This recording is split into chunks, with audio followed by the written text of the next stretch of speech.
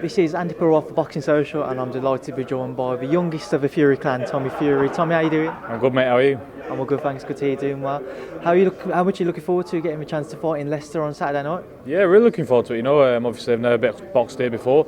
I'm really looking forward to it. Second outing. Want to put on a bit better performance than I did the first time, and every time I get out there, just keep improving. You just mentioned it's your second outing. Naturally, because of the name, Fury, there's a lot of expectation building around you. How have you felt that you've coped with it to this point? Very well, to be honest. I don't really think about that at all because I've never really cared about a passing comment, to be honest. And whatever people think about me is their own opinion. It's a free country. Everybody's allowed to think what they want to think. So, but as long as I know I'm doing my job correctly and I'm doing it the best that I can do, then that's all that can be asked of me. Talk about your opponent on Saturday night. Then, what do you know about Kovalev? I think I've pronounced it right. I would not have a clue, mate. I know he's normally campaigns at cruiserweight or something like that. He's 35 or 36. I'm really not sure. I think he's already had a few fights, but I'm not there to concentrate on what he's been doing. I'm there to concentrate on myself. And these journeymen, they're going to come and basically do the same thing near enough. So it's just about how well I adapt to it and try and make them miss and make them pay. And when I see the openings, try and counter. Do you feel the pressure to put on a stoppage type of performance for yourself on the back of your first fight as well? No, there's no pressure. As long as I come out there with a win at the end of the day, I don't care about anything else, to be honest. If the stoppage comes, it comes. But if it don't, it's no good crying over spilt milk. You still got to win on to the next.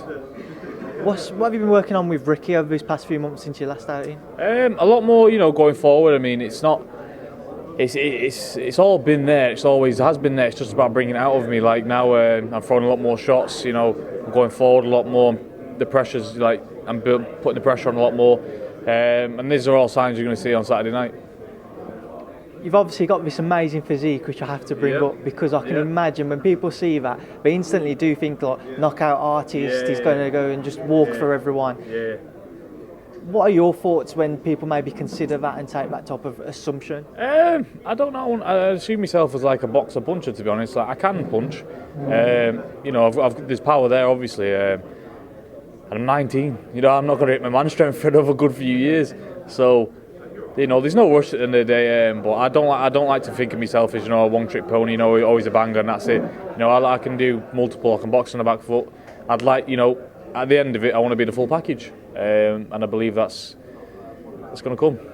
You just mentioned you're only 19. Tyson started professionally when he was very young. Huey's still very young. Yeah.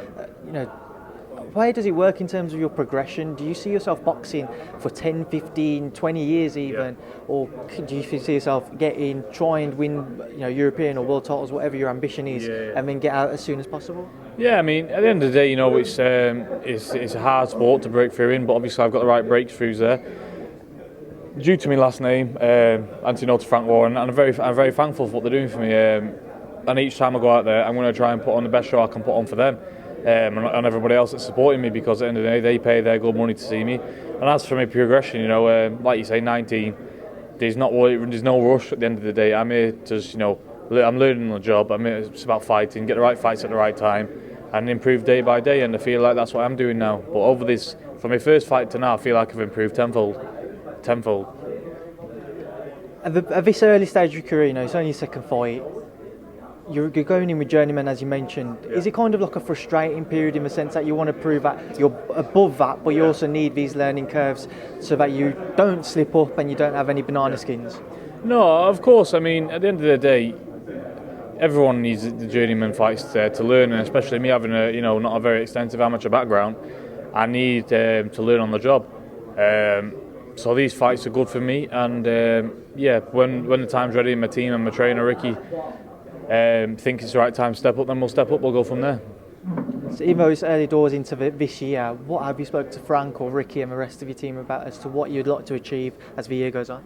Yeah, I mean, everyone who asked me what do I hope to achieve, that's a world champion. I wouldn't be in the game if I didn't think I could be a world champion, because it's too hard to do, just to aim for, a certain title. You want to aim for the very best at the end of the day, and there's a difference between saying, I want to be a world champion, I believe I can be a world champion, and actually believing you can be a world champion. I solely believe in my heart of hearts I can be a world champion. So this is why I'm in the game, and everybody knows that. But as for the time being, there's no rush at the end of the day. Take these fights as they come, and just flow with it. It's going to be a long, exciting ride, and I'm here. So fasten up your seatbelts. Do you feel like you're going to be very active this year in the sense that you want to get out maybe 5 or 6 times? I would hoping so, yes, but whatever fights come my way, I'll be taking. But everyone wants to be active, but if the fights come, they come. If they don't, they don't at the end of the day. But we'll take each fight at a time, and I've got to get through Saturday night first. What do you make of the current heavy scene domestically, the likes of Josh Bout, Anthony Yarde versus Kovalev just being mandated and ordered by the WBO? What are your thoughts on the current mix, and where do you see yourself in amongst those names? Yeah, it's very, very open. Yarde's obviously looking like he's got his shot against Kovalev, so that'd be a great fight for him. It'd be a big step up for him as well. But like you say, it's you find out what they're truly about when they step up and fight the best. So we'll see what he's got. I think I do rate Anthony Yarde. I like his style, I like the way he boxes, and best luck to the guy. But as for the whole scene, it's exciting. There's a lot of good fighters out there, and one day I'd like to see myself in the mix between them. Anthony's received criticism for not stepping up sooner, or at least people say stepping up sooner. What do you make of that? Do you feel that this is maybe a step too far and you should fight somebody in between the level he has been and the Kovalev, or he's taking the right move by going straight in there with somebody like Kovalev if the fight is made? He could, he can argue to people it's fault. Like some people could say he skipped British level, but at the end of the day, he's his own man with his own team. So he's gonna do whatever he's gonna do, but he's doing well at the minute, and best of luck to the kid. He's got a shot at a world title, and he's done very well for himself. So you can't say all this and that about the fella, because if he was all in his position, we'd be doing the exact same. So you just got to take your cap to the man and say well done and God bless, and hope you're millions at the end of the day. He's got the right idea, so I wish him very well for it. Being a family member of the Fury clan, you know more so than anybody about the American judging system. Yeah.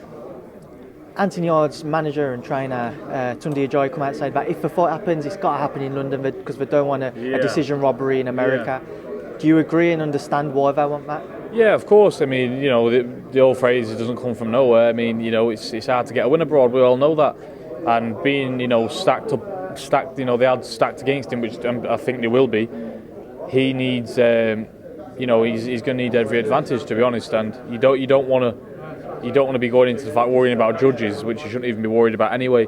But as we've seen, of Tyson and Wilder, you know what the judges like. I mean, Tyson won that; it was a shutout, complete shutout, and they ended up giving it a draw. So I can thoroughly see where he's coming from, and I hope they do get it in London, because I'd like to go to that fight myself, and London's a bit closer.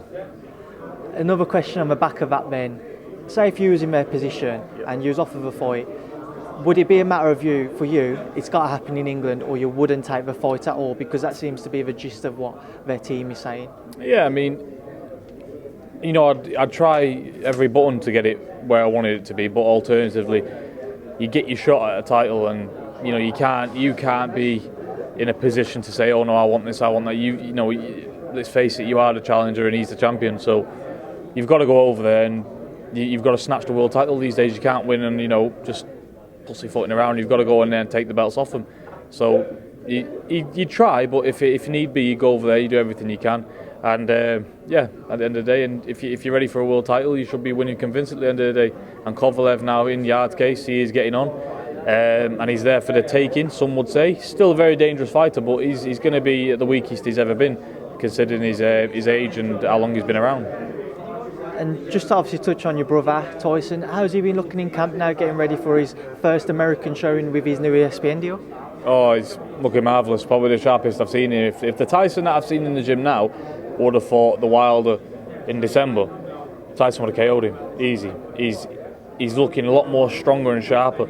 And people say in that fight, he didn't really take it to him that much. You can't say that, because at the end of the day, he's lost 10 stone in camp. So how do you expect the man to be strong at that weight after he lost 10 stone? Now he's adjusting to it, and he's very, very strong at this time. And I just feel like, I've always thought he's the best heavyweight on the planet and he's unbeatable. But I honestly don't see anybody even giving him a challenge now.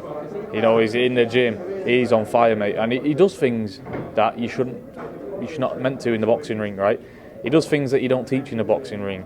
So you can't train for that sort of fighter, because you don't know what you're training for. So basically, you might as well train for him and not even look at the way he fights and just deal with it on the night.